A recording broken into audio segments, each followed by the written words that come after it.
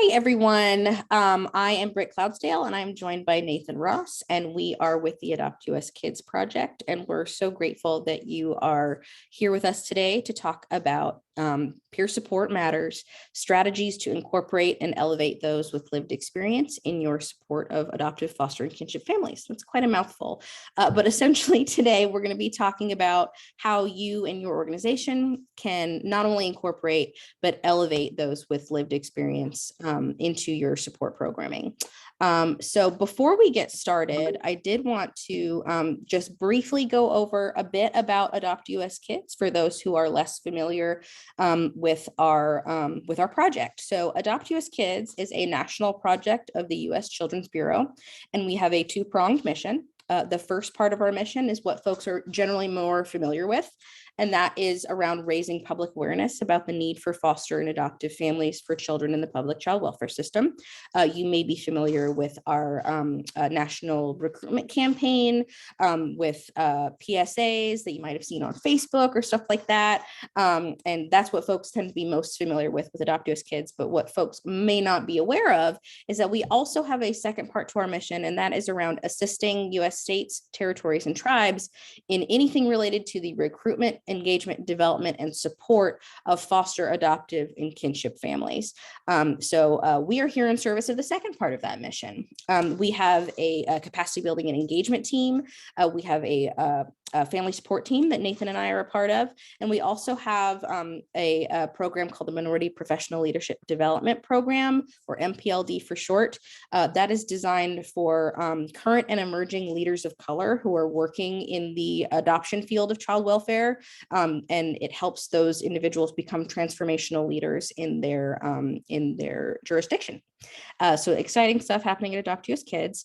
And before we dig into the depth of this here, I did want to go over some of the goals that we have for this workshop. We are going to, primarily discuss some key considerations as you are incorporating those with lived experience into your support programs. And we're also going to offer you some concrete suggestions for how to do that effectively. And we hope to provide you with some examples of programs that are already in the field, that are already doing good work in this area, so that you're not reinventing the wheel, so that you have something to look at as you're seeking to do better in this area. And again, those concrete strategies for how to support and elevate those with lived experience. So we're really hoping to give you some concrete tips today. Okay, so with that, let's get started. So to frame this conversation, we really wanted to talk about who are we talking about when we talked about those with lived experience, right? So who are we talking about? Well, we will spend the most amount of time during this workshop talking about those who have experienced foster care, kinship care, or adoption as a child, current or former kinship caregivers, current or former foster or adoptive parents.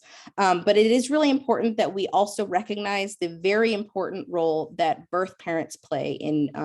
We will spend less time talking about incorporating birth parents in this conversation, just because that is recruiting and supporting birth parents to participate in your support programs for resource families is a very different conversation. It's a more complicated conversation, and frankly more complicated than we have time to dedicate today.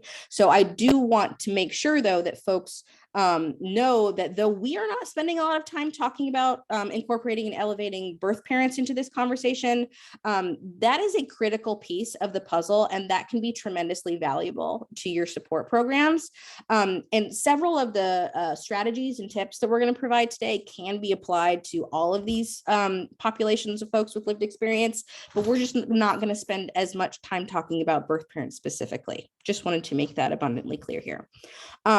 So a note before we move on here, you'll note that here I say those with experience in foster care, kinship care, or adoption. And when we talk about those folks, a lot of times we use the word youth. We talk about youth engagement, or youth advocacy, or youth and young adult committees and that type of thing. And I think it was important to us here that we were not using youth as a shorthand for anybody who's experienced foster care, kinship care, or adoption as a child, right? We want to be intentional in the language that we're using, and we really want to encourage y'all to do the same, because if we're talking about youth, we want to make sure that we are genuinely talking about teenagers and young adults when we're talking about youth, and not just those who have experienced these things as children.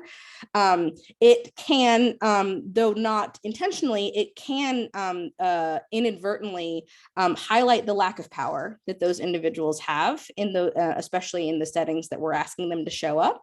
And so when we're talking about, please join our youth committee, you 35-year-old who has experience in foster care 20 years ago, though those folks provide a ton of really important experience, the way that we're talking about those folks really doesn't matter. And so I just wanted to make sure that we were being intentional in that today. It also, depending on the program that you're hoping to incorporate those with lived experience, it may be really important that when it may be very important that you genuinely need youth to participate in your programs, right? If you have a mentoring program for teens that are currently in foster care, it's probably going to be really important that that program be led by or have lived experience from those who have more recently been in care themselves, as opposed to somebody who was in care 20 years ago. So we just want to be really intentional in the language we're using around that population of folks. As you can probably imagine, these different populations of people with lived experience are going to have quite different support needs and different considerations when we're talking about them. And it's also really important to remember that those within these populations are not a monolith. And so one person's experience in foster care is going to be very, very different from somebody else's experience in foster care, and that those experiences are not interchangeable. Those narratives are not interchangeable. And those with lived experience as an adopted person, they are probably going to have really different viewpoints than those who have been caregivers or who have adopted children themselves. So we need to take that into consideration when we're talking about this, and again, not talk about those with lived experience as kind of this broad bucket of folks without recognizing the nuance within that. Also within that is really important is to recognize the intersection of various marginalized identities that folks are going to have in all of these populations. We know that Black, Indigenous, Latino, and LGBTQ youth are overrepresented in foster care. And so when we are elevating those with lived experience in our programs, that means that those folks are more likely to show up in our spaces. So your agency's cultural competence and how you engage with folks in different racial and ethnic and sexual orientation and gender identities, the way that your organization engages with those folks of those populations will be inherently connected to how you are able to authentically incorporate and elevate those with lived experience. These are part of that conversation. These are not separate to that conversation. So that was a lot to say, but I think it's important to make sure that we are being mindful in the way that we are talking about this work. So briefly, what are we gaining when we add those with lived experience into our support programs? Well, clearly we're gaining a lot, and it is very important that we prioritize that. It is part of a user-centered support program is when we center the needs and viewpoints of those who are receiving services. It not only improves the support that we provide, but it is also it is part of providing effective support services. It is a fundamental part of doing right by the people that we're serving. So again, what better way to be user-centered than by having those from the populations that you serve be involved in or leading the services that you're providing. Also, the support that is provided by those of the same experience as the people that are receiving the support is often more highly valued and better received by the folks that are participating in your support services. What do I mean by that? Well, I mean that if I sit up here and give a training to foster parents about how they should be interacting with their children in their care, having never experienced that myself, that is not going to to be received as well as somebody who has had that same experience and has walked the walk, and they're better able to talk the talk. And so even if we're providing the same training, the same content or the same support, it is going to be better received, and it's going to land better, and it's going to have a higher value for those that are participating in that service. And it also helps your organization as a whole, right? It helps your organizational culture when you prioritize and center those with these lived experience in your services. We are here as support providers. We are doing this for a reason, and elevating those with lived experience should really be a fundamental part of any of the work that we're doing, because otherwise we are going to be led in the wrong direction, right? Why isn't everybody led by those with lived experience? Well, there are a lot of barriers to elevating those with lived experience. The first one has to do with educational or professional bias. And I do, when talking about bias can be hard because, a lot of times we think of having bias as like a value judgment. That's not what we're saying here. Every human being has biases. And so we're just wanting to recognize that we may be experiencing that at our organizations. In fact, it's very likely that we're experiencing that at our organizations. What I mean by educational bias or professional bias is we often, in our lines of work, we often prioritize expertise that is earned from certain degrees or work experience, and deprioritize the expertise that is gained from kind of living through those experiences. And that can lead to devaluing if you're in the process of hiring for a position, you may deprioritize those who don't necessarily have a specific degree, but who do have the lived experience that would be valuable to that position. And when we're only looking for work experience, when we're only looking for a certain educational degree, certain educational attainment, we are going to inherently lose out on some folks who weren't able to, or have not yet been able to get those professional degrees. So that doesn't mean that I'm saying hire anybody without any certificate. I'm not saying that, but I am saying that those are important things that we need to think about. Is it absolutely necessary that folks in X position hold a bachelor's degree? Is that absolutely necessary? Are we really, really sure? And the answer might be yes. But if the answer is no, is there a way that we can, for example, support those that are hoping to attain a certain level of educational attainment while they're in a position with our agency? Can we support them in that because we know that they're bringing other valuable things to the table? Right. So that's the first one that I think we need to recognize.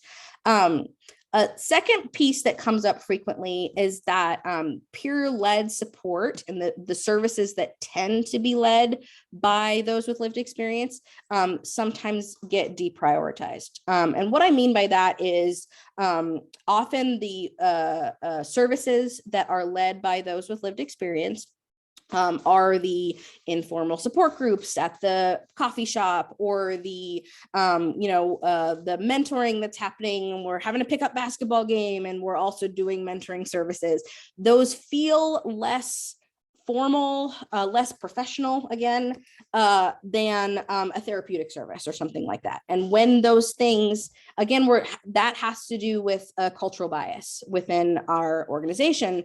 When we feel like a service is less important than a different service, it is going to be really, really difficult to A, maintain that service, and B, maintain those folks with lived experience who are leading that service if it feels like the service that they provide is devalued and deprioritized. Yes, please. With that, I completely agree. In my experience, I've also seen with the deprioritization of peer-led supports that it can be difficult to tie outcomes to those types of services. And so for organizations trying to make sure that they can justify funding, it's hard. So they become even more informal and pushed to the side because there's not a way to tie funding to it.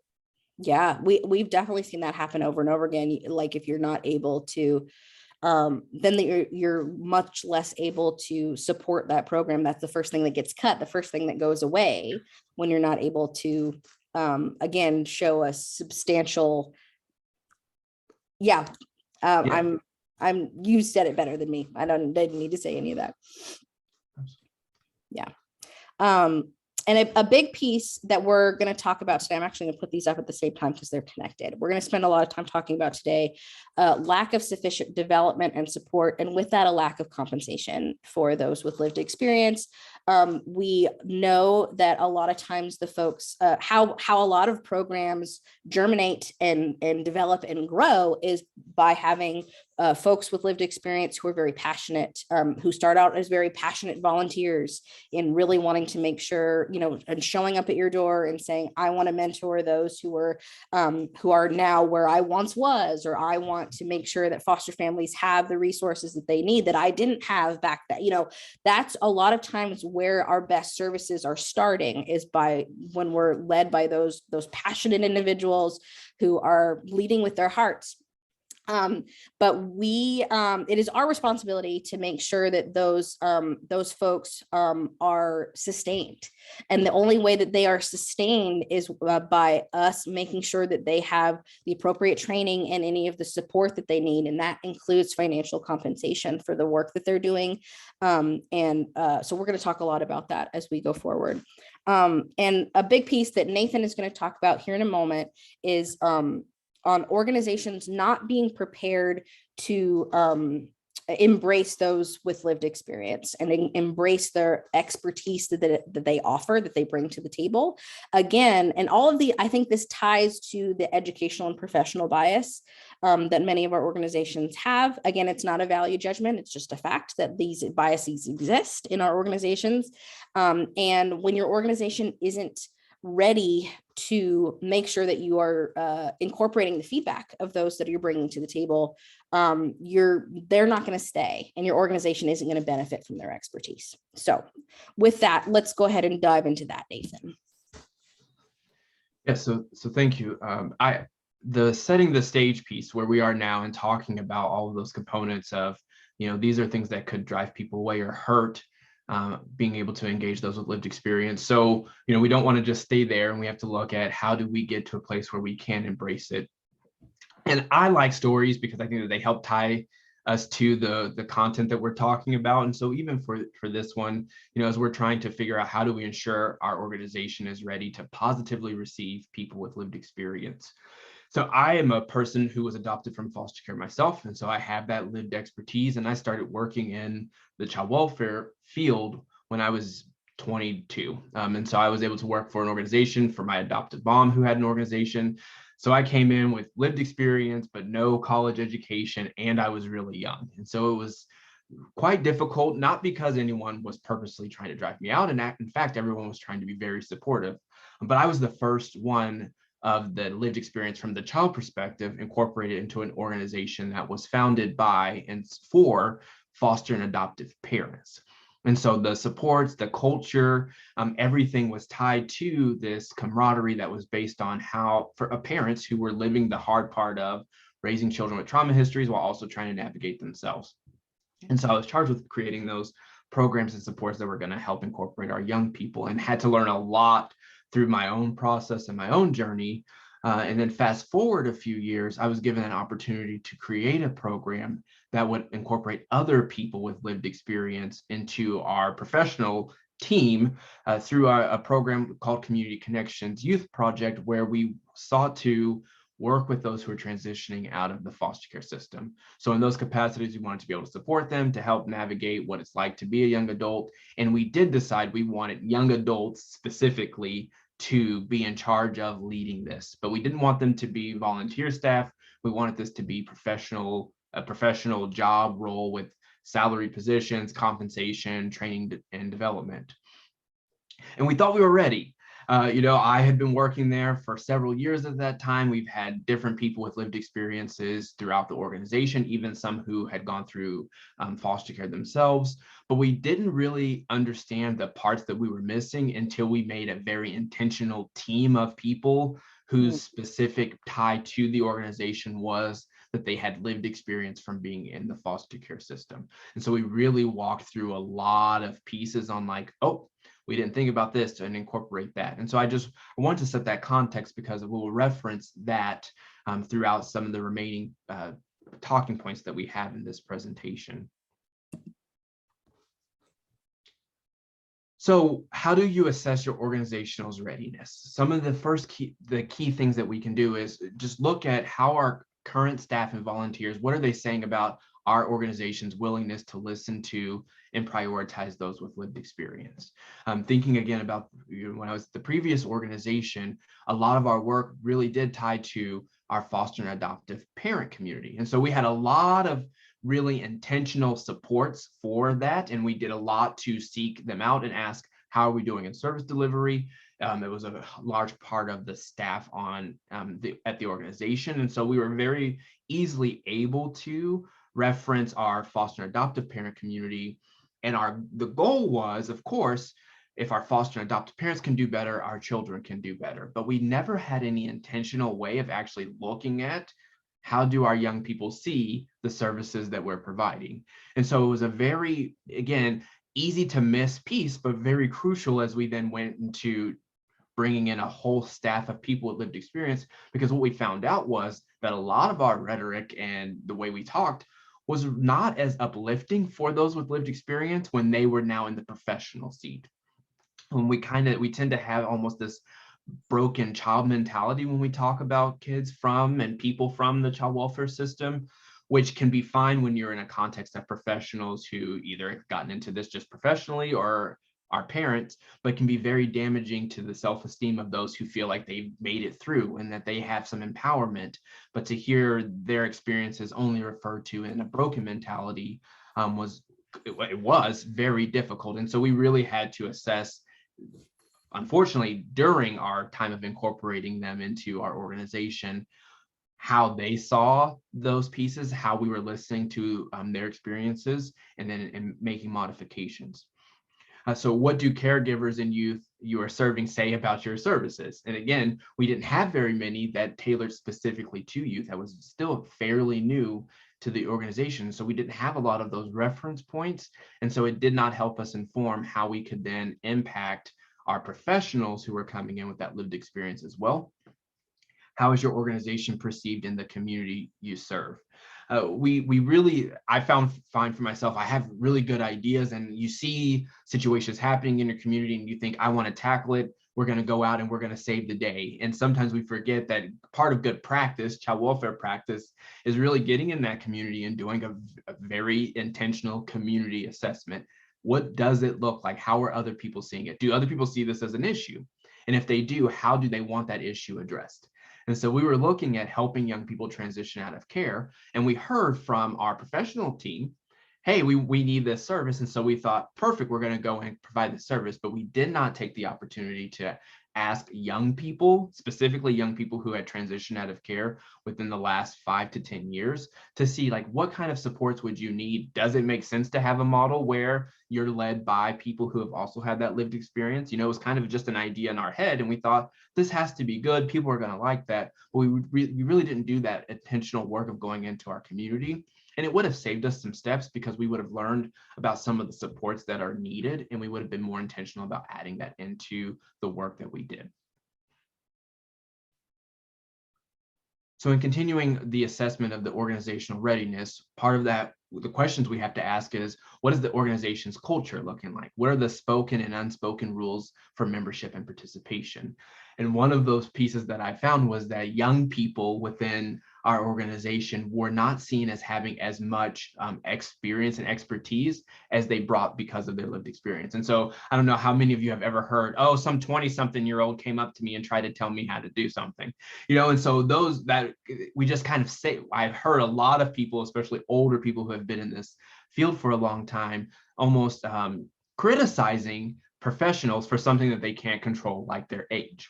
And so then we're bringing in, again, a very intentional team of young adults who were all under the age of 30, because we wanted them to be able to connect and relate, we automatically handicapped them and had them feel less than, because we just within our community, our staff meetings, any of our informal conversations, it was very frequent to hear some kind of communication about some 20-something-year-old try to give me some advice. And so if you start hearing that, then you think, well, I'm 20-something-year-old and I need to give advice, so maybe I should just be quiet. And so it really hindered the ability of our professionals who were coming in as professionals. It hindered their ability to feel like they could contribute to the positive growth of the organization. And so we really had to do some intentional cultural shifts, which meant calling it out when we heard it and making sure that we acknowledged that and then made all of the modifications we could to address it. So how does your organization talk about those who have experienced foster care and adoption? Are they discussed with sensitivity and respect? And again, we were doing that for our foster and adoptive parents, but we were still keeping that broken child mentality and really had to figure out, how do we show the strengths that young people have, that people have with lived experience, even if they've experienced trauma? And what is your agency's experience with incorporating those with lived experience into the decision-making process and into your other processes? We were doing a good job with some of that, and again, not really figuring out how to best do that for our young people with that lived experience. And so we had to do some intentional work there as well.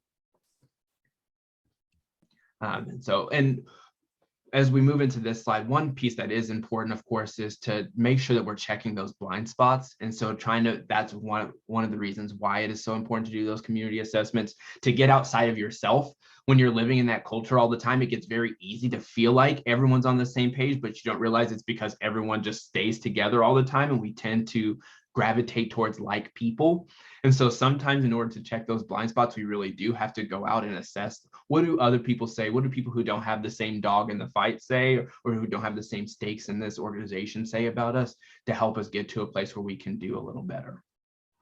That's such a great point, and such an important point for any of the work that we do, but especially related to elevating those with lived experience.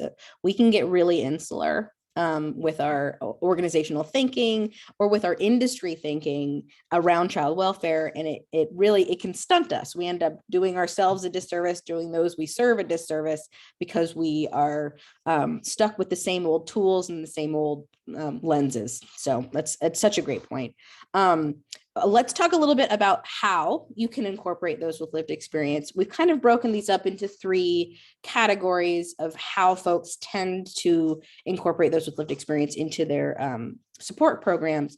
The first is advisory. And I do want folks to be mindful here. So this is where we're talking about having those with lived experience on your boards, incorporating work groups with those with lived experience, doing content reviews or policy reviews, or seeking feedback in some way from those from these populations. I want to be mindful here that something that gets brought up a lot with good reason by those with lived experience is that they often feel like they're only used in an advisory capacity, right? Where they are asked to respond or asked to provide feedback in some way without any ability to change anything, without any ability to drive any of the decision making that goes along with the feedback they're providing, and without knowing what even happens to the feedback that they're offering.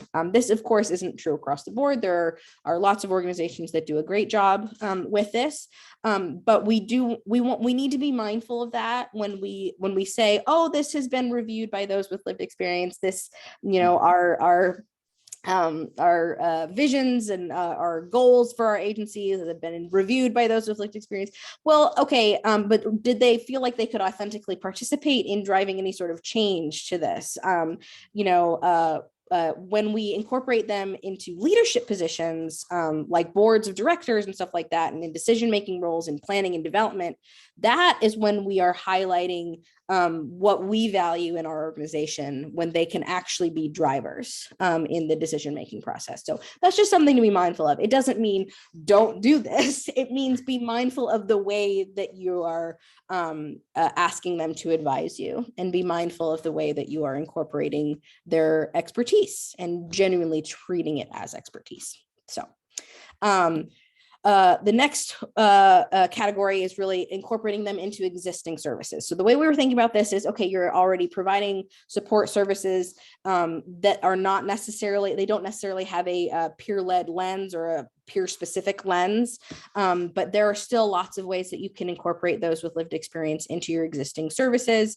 As I already said, when you're talking about, something like training, training is going to be inherently more valuable when it's delivered by somebody who has the same lived experience as those folks, or who has already walked the walk that they hope to engage in, right? If you're talking about an experienced foster parent providing training to prospective foster parents, that's going to be inherently more valuable.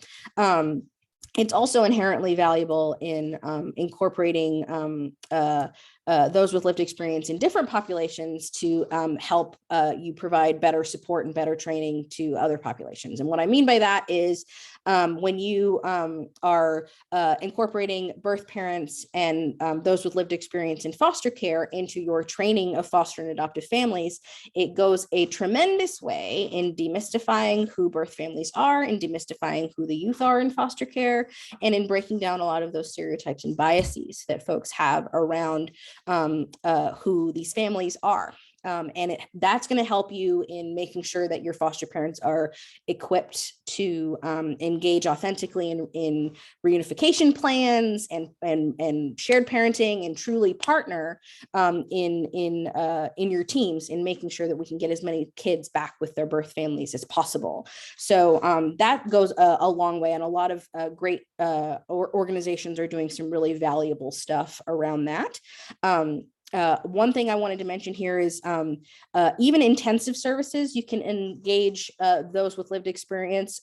Seneca Adoption and Permanency Wraparound Services has a kin-specific lens to it. That's an organization in California. They offer post-permanency services to several counties in California, and they have a kin-specific wraparound service for kinship families, and they have found it to be tremendously valuable when those teams, those wraparound teams, intensive service teams, are led by those with the same lived experience as those that they are serving. They have we're able to we're talking about family preservation services. We're talking about intensive services, and that they have found are able to directly link outcomes to the fact that they are led by those with lived experience and more effective. So really, really valuable stuff. And then we are thinking of this more in terms of like specialized peer services, right? So these are things that maybe bubble to the top of them when you're thinking of those, of how to incorporate those with lived experience. You're going to be probably thinking about your peer support groups or your children and teen groups. Never call those support groups, by the way. Even if they are support groups, don't call them that.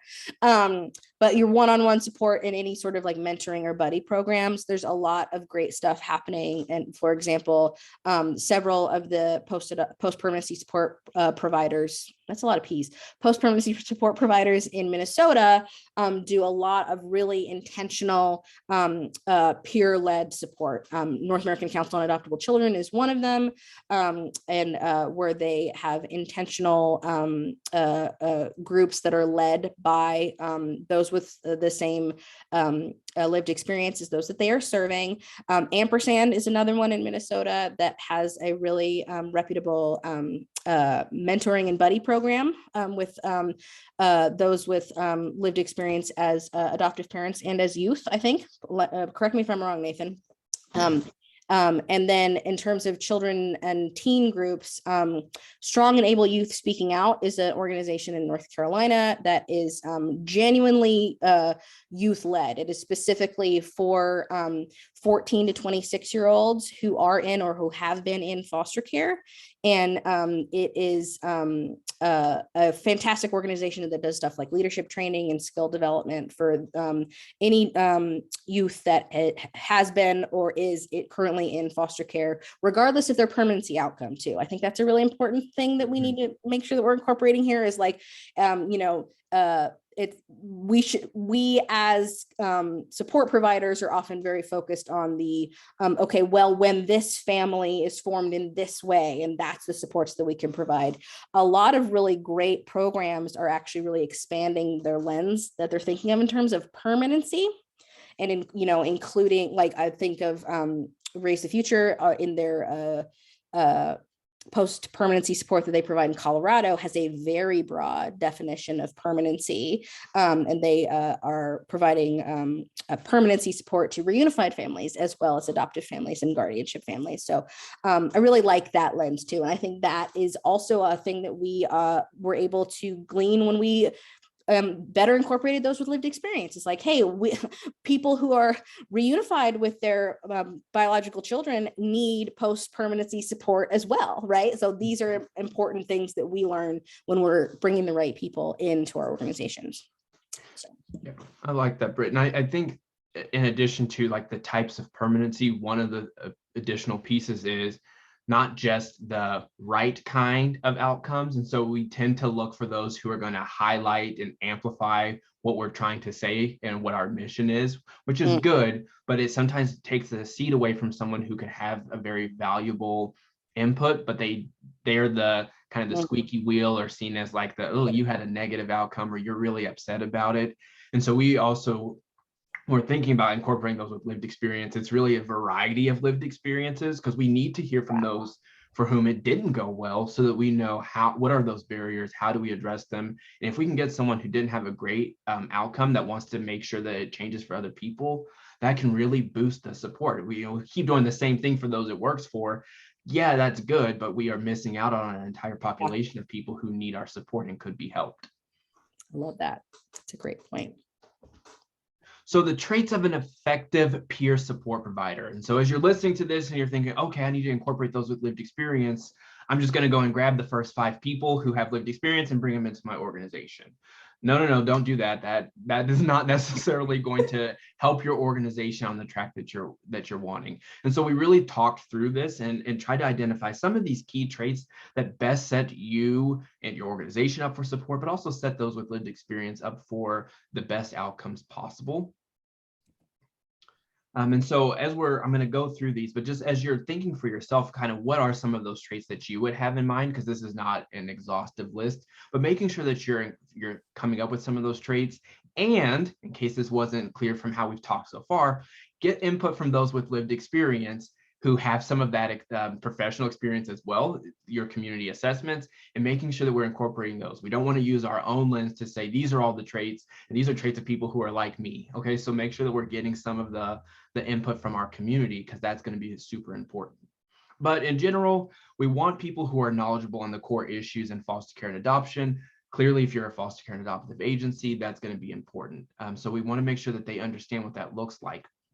Now, with many of these, we're going to find out that sometimes that takes additional training. And so they might have a lens of foster care and adoption issues, but if they don't have necessarily the educational background, or this is their first time in the professional end of child welfare, they might need some additional enhancement to get them to the other lens. I started telling my story about being in foster care when I was 18. And so I had a foster care and adoption issues lens, but it was very much based on my life story. And I didn't understand some of the nuances that are behind the scenes until I started working in this field and started getting mentored by those with that experience. So don't count them out completely, but we want them to have some kind of foundation in this field before we move them into a position where they're going to be leading charge.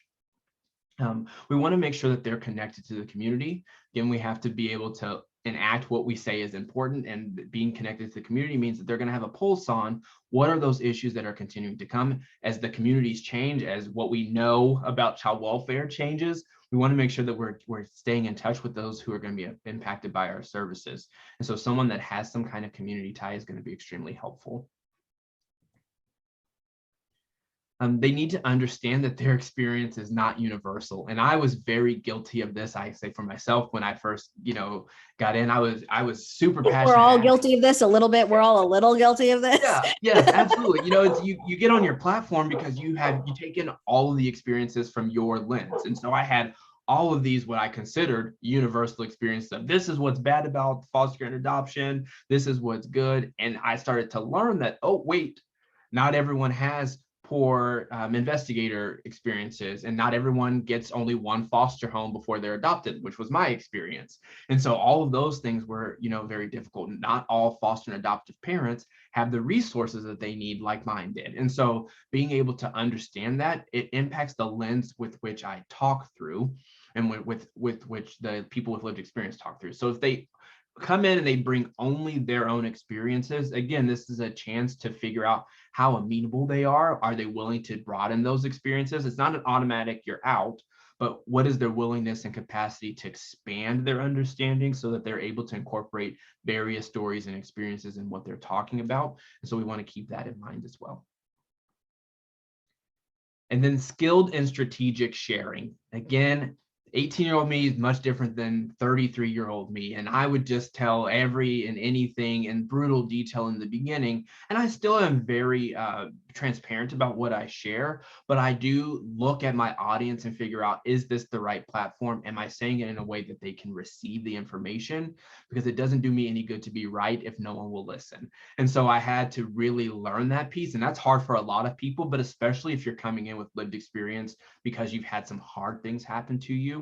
And I've seen this on the parent side as well. You get, foster and adoptive parents who have really struggled in the system. And so now that they're given that platform to really talk and address those, they really unleash all of their grievances as if the people in every room are the ones who were part of those grievances. And so really having to learn, okay, I can share in this way, not this way. These stories are impactful in this context and not in this context. Is really important. And it takes some of that, again, some of that experience. And maybe if you're dealing with younger professionals who are coming in with lived experience, they might not have a lot of opportunities where they've gotten to use skills to strategically share. And so we know then on the front end, we have to do a lot more training, a lot more professional development so that we help them fine tune those stories. Much like what we do in our youth speak out type groups where we have teens who are advocates, we just spend some time really helping them prepare. We're not going to change what their messages are, but we are going to help them impact how they use those messages so that they get the result that they're looking for. And they have to be able to maintain boundaries. And this is hard with anyone who works in human services, because your heart leads you into this. No one comes into it because they're like, this is the most lucrative job I could come up with. So we all come into it with this passion of, I want to help people. And that desire to help, when you get those vulnerable puppy dog eyes, and you're just like, oh, I'll give you my entire heart. Well, we know then that leads to that burnout. That leads to secondary trauma, and that leads to some of those negative outcomes, which have people then leave the system. And so we need our people with lived experience to be able to come in with some understanding of how to maintain appropriate, healthy boundaries with all of the people that they're working with, because it could be, it's super hard. I know it's hard for me when I have professionals ask me to do stuff. Even now, I'm like, yes, and I'll just say yes to everything because I feel like, well, that's why I'm here. I'm supposed to help move the system forward. And so I have to remind myself of good boundaries, and it's okay to say no and be okay with, okay, I can't give more of this type of me because I'm really stretched thin. And so we need them to be able to navigate that for that long-term sustainability and to help bring in future generations. And then lastly, we want them to be distanced from their own trauma and understand their triggers. Now, we don't want them to be so distant that they're like, I guess I went through foster care, because that's not as helpful. But we don't want it, what we don't want to happen is for every time they have to talk about or be involved with their experience, they completely break down. And so it's like everything sends them to have to take a break, to step out, to not be a part of the work. It happens sometimes. You get really passionate about maybe a particular speech and you need a minute, but that should not be the daily norm. And so we need to be able to assess, what is your trauma? What was that like? How have you worked through that? And that's a very vulnerable conversation to have. And when we were working in our program and hiring people with lived experience, one of the things that we did ask them to do was share their story with us in the interview process, because we wanted to get an understanding of how comfortable they were with that. How were they going to share with young people that they were working with, and what was that distance like? And so we really had to navigate that, again, because it's hard to meet someone for the first time and tell me your deepest, darkest, most intimate secrets because you want a job. And so we really had to be very careful, but we also did have to acknowledge that if they were too close to it, and they didn't have an understanding of what their triggers were, or they said, oh, I don't have any triggers, I'm fine. Those were really usually indications that they weren't quite ready for maybe the roles that we wanted them in, but it didn't mean that we necessarily got rid of them. We just had to put them in other capacities where they could gain some experience and then be ready for those roles. That's such a great example. And I think that these last three really connect for me really well, because I think it's really important that we make sure that those with lived experience know that it is not our expectation that they routinely harm themselves in these roles, right? Like that, oh, because you're here, we expect you to rip yourself raw every day by, sharing way too, information that you're not comfortable with, or, breaking your boundary, that we're making sure that we're telling them as the organizational leaders, like, we do not expect you, you are here because of your expertise and your unique viewpoint, but we do not expect you to hurt yourself in the process of supporting others. I think that's a really important component. Absolutely. Yes. Thank you.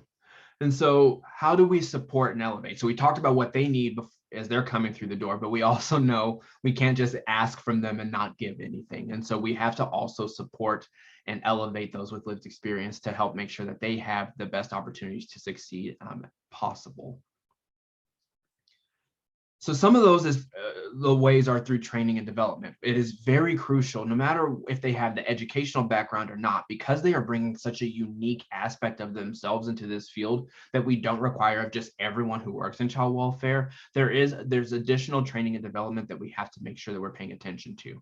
And so we talk about the core issues, of course, and that is, kind of universal, no matter who's coming to this field.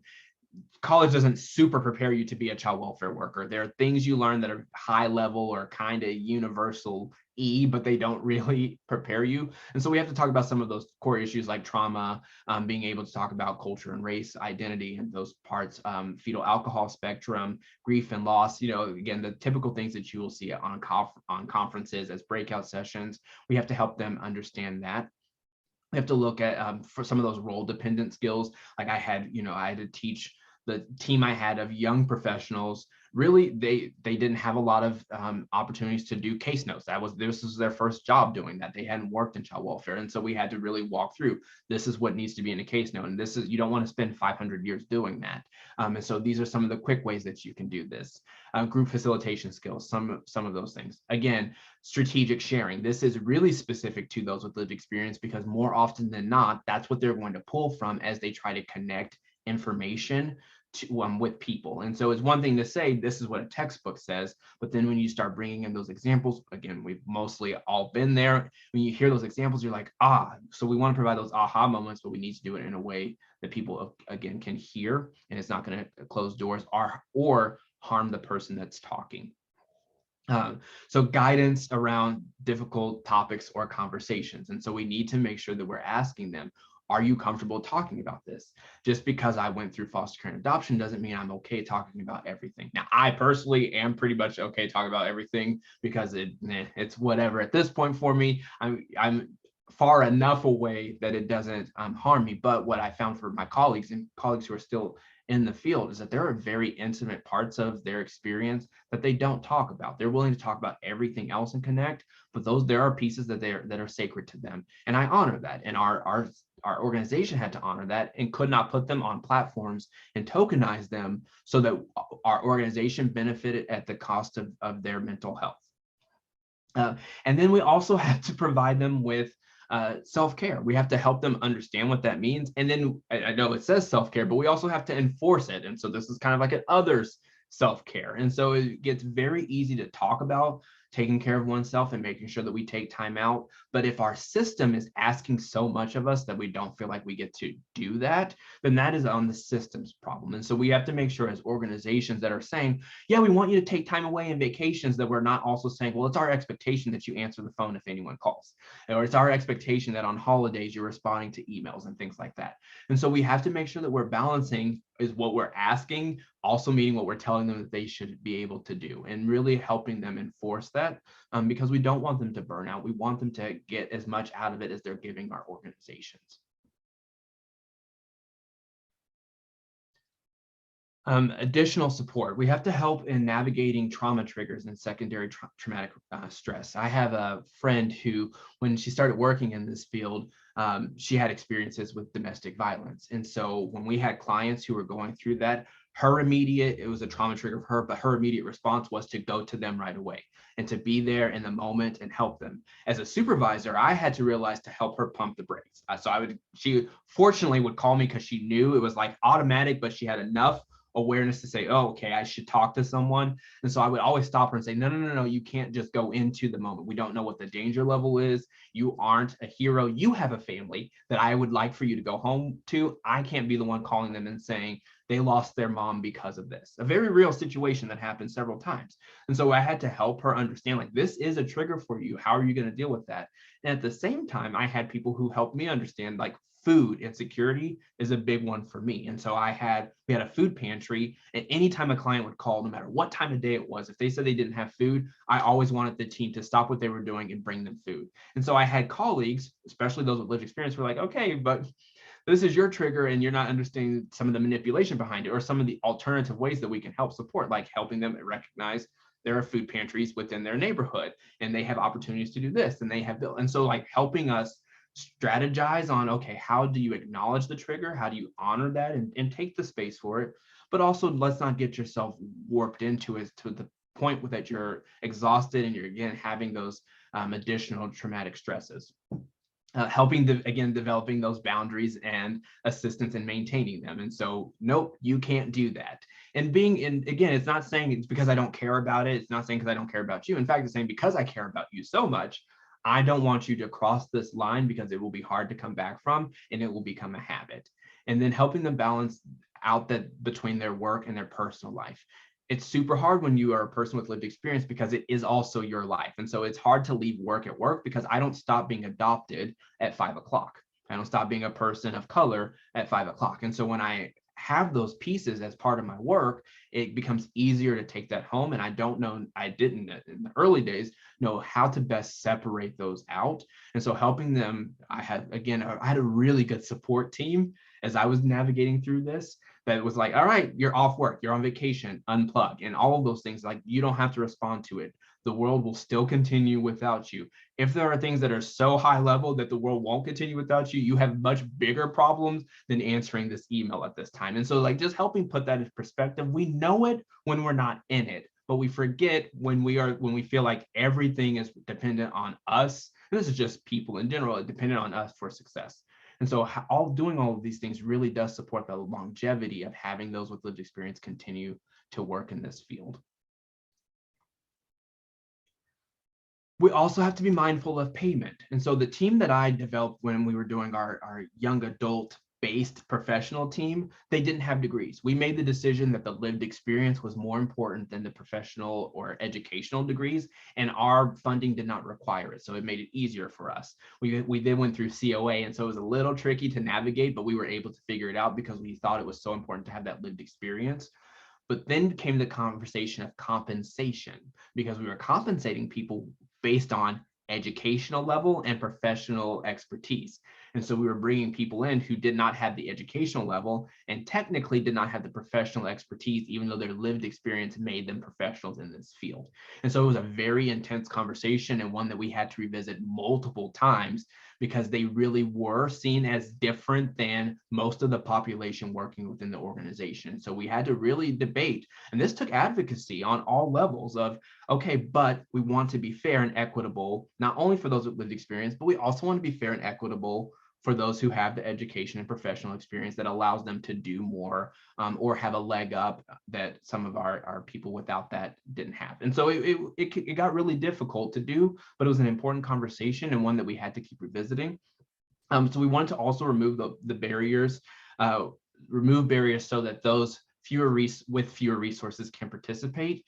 And so that was extremely beneficial. And again, it goes back to like that development, that professional training. We didn't want to say that you needed to have all of these things, this big, long resume, all of these pieces that you're bringing with you in order to be able to apply for the job. We wanted them to have the lived experience. Everything else we felt like we could add to them once they got there. And so that was extremely important for us. And then again, and also not overburdening. We don't want it to be such that we're asking them to give of themselves even outside what we're compensating. Because it's one thing to say, oh yeah, we compensate you for this, but also, will you be our keynote speaker, and will you do this, and when we have this event, will you do that? Because then it starts to seem like, okay, well, I'm doing all of these things and they seem like they're outside of the scope of my job, but I feel like maybe I'm obligated to do it. And so we have to make sure that we're being equitable all around. Tell you what, that last one is really important, and I'll share that I can feel myself doing that with Nathan all the time, because you get these folks with who are excellent at what they do and have the lived experience that you need in these scenarios, and to provide good work, and it really can very easily lend you to, can you do X and Y and Z? And it is really, really important that you're not putting folks in a position where it feels like they have to say yes in order to be successful in this role or to continue in this role. So important. Yeah. Yes, thank you. And so what different considerations are there to supporting? We're going to get into this topic kind of a little briefly about how is it different to support relative caregivers, adoptive parents, young adults, and teens, because we can't say it's universal support for everyone, because we do recognize that there's difference. I obviously have the young adult experience in the teams that I led, but that was different than the foster and adoptive parents who were advocates in our organization and trainers in the organization, because those needs were sometimes a little different. So as you're looking at that, make sure to have those intentional conversations about where are the areas where it's similar and where are the areas we're going to need different or additional supports. And then we also, we threw this in here, and I think that it's super helpful, this youth engagement ladder. We've talked a lot about the young people or people with lived experience from the foster care side as professionals, but we also do want to make sure that we should incorporate people with lived experience even when they're younger. And so we were talking about the youth piece. And so this is one of those ways that we can look at, how is our organization incorporating those with lived experience who aren't necessarily going to come on as in a professional capacity, or they might come on in a professional capacity, but they're under 30 years old or under 20 years old. And so this youth engagement ladder is super helpful for that, because it just helps to assess where are you. This was found by Texas Network of Youth Services. And so we were able to incorporate this into our piece, but really looking at it. And it's okay to understand that your organization might not necessarily get to the top. Like, it's not about, oh, if we're not at the organizing and governing piece, we're not doing it right. That might not be where your program or organization needs to be. We most likely don't want to be at decoration and tokenism, so that's probably not where we want to be. But some of these other pieces will have to vary based on what we can do within the organization and what resources are available to us. So it's just helpful to keep that in mind. Yeah, I think this ladder can be really helpful, especially for those who may feel like they do a really great job in youth engagement, to kind of make sure that we're inspecting the work that we're doing. And are we genuinely offering, youth initiated partnerships? Is that actually what this is? Or is this more along the lines of, that we're offering more of an informed dialogue? So I think it can help us be mindful and introspective also about the work that we're doing. Okay, so with that, again, we want to be mindful about, Nathan was really intentional in using the word youth there, because that was genuinely about youth. And so supporting caregivers, and so kinship caregivers, adoptive parents, foster parents, is going to be inherently different than supporting those who were in care, which is in turn going to be inherently different than supporting youth with a capital Y, genuine children, teens, and young adults, right? So for the most part, with some important exceptions, caregivers choose to engage in our foster and adoptive system, and youth do not. That is not, you could talk about informed consent for those, but we're not talking about that. We're saying they did not raise their hand to say, I would like to be involved in the foster care system. That is not what happened. And so we need to be really mindful when we are supporting those with lived experience as people in the foster care system, we need to be mindful of whose story this is and who the stories belong to. I say this because a lot of our organizations, and with good reason and important, are led by foster and adoptive parents. And those stories about their children feel like theirs. And I definitely speak about my children as if they are my stories. And it is an important reminder and an important guideline, I think, for caregivers with lived experience, to remind them of, like, they are our stories only in so much as as we have permission to share them from the youth that were centrally focused in the story, right? So if I'm talking about my young person, how in this story that I'm telling, what are the long-term implications for being open about this experience to my young person, right? What happens to them if it becomes known that I shared something really intimate, or something that was not so flattering about a past experience or about their birth family? Is that fair for me to say? And I'm not saying, oh, it's definitely not fair or definitely is. I'm saying that it's nuanced. It's a nuanced conversation. And again, it goes to being knowledgeable on strategic sharing, okay? Of like, you might, in a support group setting where you have a group agreement where no identifying information leaves this room, it might be appropriate to say, I really struggled with X with my daughter, and here's how we handled it, in order to provide that support to another parent who is struggling. In a broad audience training, it may be less appropriate to do the same thing, right? So it's important that we are providing those caregivers who are in our agencies with training and guidance in order to make it so that they don't regret something that they have shared more publicly that impacts their child. And it's also really, really important that we always consider the power dynamics at play, which we're going to talk about a little more in a minute. This is a really important question here. And so what happens when, and I would say when, not if, when you've incorporated those from lots of different perspectives of lived experience, and when caregivers and young people, what happens when they have different views about what your organization should or should not be doing, about your organization's position or services that you're providing, or anything that's happening in child welfare? What do you do? What do you do when those viewpoints are at odds with each other? As we mentioned, these are, nobody's a monolith. These populations are not a monolith. You're going to have differing viewpoints. And I mean, the first point to say is that both viewpoints are valid and both viewpoints are real, right? And what you can do as an organizational leader, or as a coworker, or as somebody who's kind of bringing folks together around this discussion, is to kind of help them come to the table and shape and refine their perspective based on the other person's experience. To take the example that we were just using around a caregiver sharing their child's experiences, or their experiences with their child about, that may be less than favorable, or we could help them think of that from the perspective of not just their child, but other people who have experienced foster care, and think about the way that we're sharing that, and can we change the way that we're sharing that so that we're not painting it with as broad of a brush, or that we're not inadvertently causing harm that we may not realize that we're causing. So that can be really important, that we could help kind of facilitate a joint conversation there. But you do, I think, at the end of the day, when you're needing to make a decision, right, a decision about, okay, how we move forward with a service, or with a position for how we move forward with this issue, I think you need to consider who is the most marginalized and the most likely to be harmed by any given decision. And most often, not all the time, but most often, it is the children and the young people who are in foster care, right? They're the most vulnerable.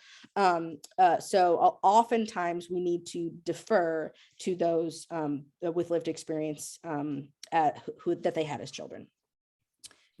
I mentioned this very briefly a second ago, but power dynamics matter a lot, y'all. In order to authentically bring those with lived experience into our organizations and to elevate them, we need to acknowledge if they are able to show up authentically in our organizations. And if they can't, it's us that needs to change and not them. We too often expect folks joining our organization to bend to the way that things already are. And that doesn't work. That's how you have high turnover rates, and that's how you don't keep people. That's how you have people leaving out the back door. So whenever you're considering any sort of discussion that you're having at your agency, it's really important to acknowledge who's at the table in this conversation and who holds authority, right? Like who, if you are sitting at the table with all of your staff who you supervise as their supervisor, are they genuinely able to have an authentic, counterpoint to you, right? The answer might be yes, but the answer might be I'm not sure, right?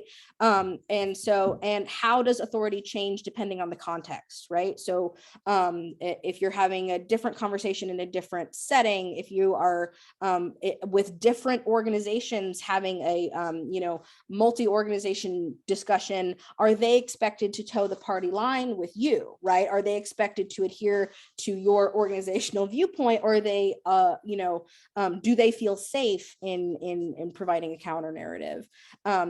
You might not know the answers to these questions, and so I think it's really important that you be asking these questions before you're in these settings, before you're having this conversation, so that you can know where you need to do more work, because we all need to do work in these areas. None of us are doing this exactly right. But then, of course, again, who holds marginalized identities, that is always going to matter, and the intersection of marginalized identities is always going to matter in these conversations. Can those with less power speak safely? And by speaking safely, we're talking about, can they speak safely in their without risking their jobs? Can they also speak emotionally safely? Are they hurting themselves in their willingness to speak? Does that cause them emotional harm also? And what do they risk if they choose to show up authentically?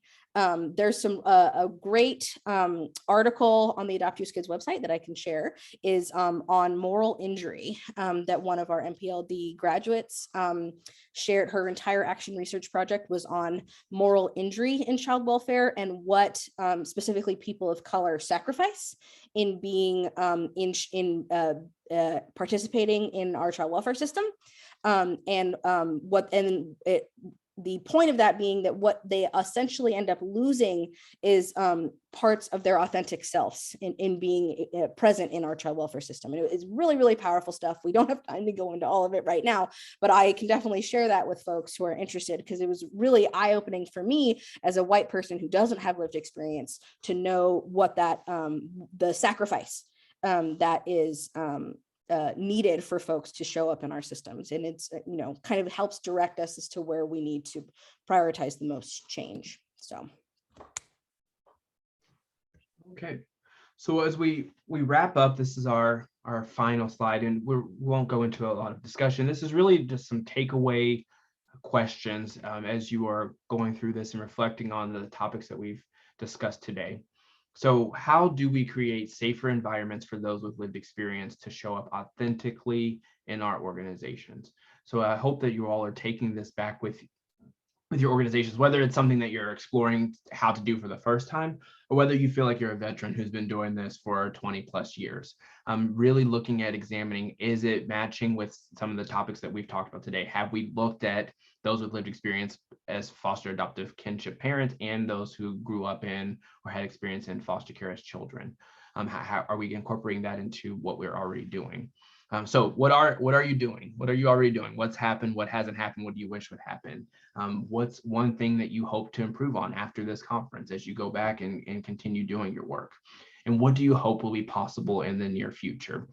And so with all of these conferences, sometimes we get energized and we want to do something, and then we kind of get home and we relax, and then things get placed on the back burner. So with this, we want to make sure we super encourage, keep looking at that future. What do you want to be possible? And use these questions to help you get there, so that this continues to be not just a thought experiment, but something that you can put into action. Absolutely. And with that, I wanted to make sure that folks know about AdoptUSKids as a resource. A lot of folks are less familiar with the resources that we have that are specifically for parent support group leaders, and we hope and that you would be elevating those with lived experience into those parent support group leader roles.